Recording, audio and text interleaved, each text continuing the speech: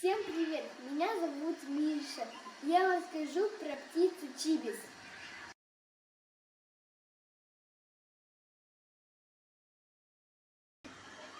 Чибис очень красочная птица. У нее на голове хохолок и черный клюв. Чибис перелетная птица. В некоторых районах не гнездят, а других зимуют.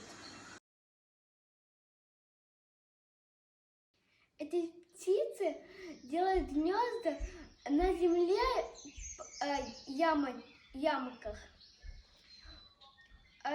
Самочка складывает аж 4 яйца. Ворона и ястреб часто охотятся на эти яйца.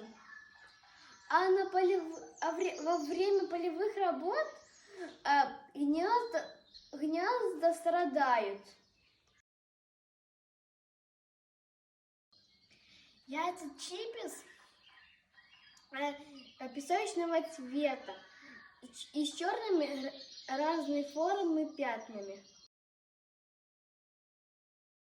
Для сравнения, это куриное яйцо размер, а это чибиса размер.